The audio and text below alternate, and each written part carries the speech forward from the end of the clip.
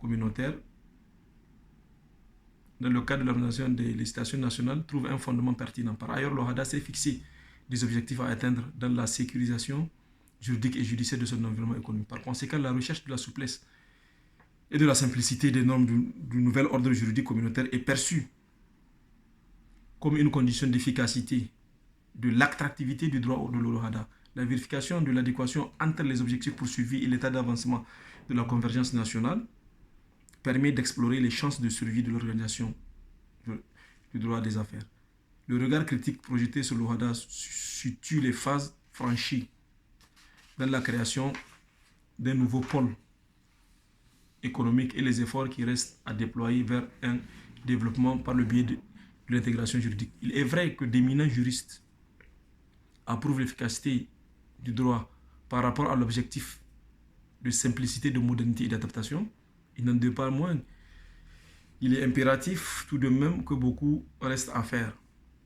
Parmi ces conditions relatives à l'accroissement des performances de l'OHADA se situe l'ancrage institutionnel et la sécurisation de l'environnement juridique des affaires. Nous avons le renforcement institutionnel de l'OHADA. À ce niveau, il y a l'amélioration des instances de l'OHADA et l'amélioration des activités de l'OHADA et de ses institutions. En ce qui concerne le premier point, l'amélioration du fonctionnement des institutions, la rationalisation des activités des institutions. Deuxième point, l'amélioration de l'accès au droit, la promotion de l'arbitrage.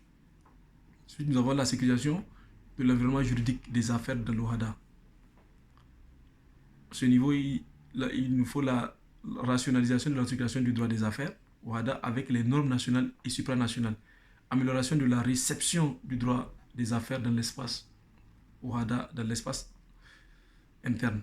Mise en cohérence de la législation OHADA avec celle des institutions internationales et communautaires.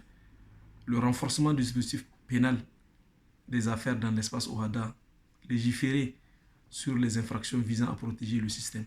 Harmonisation des sanctions visant à protéger le système. Sur ce, je suis au terme de ma présentation.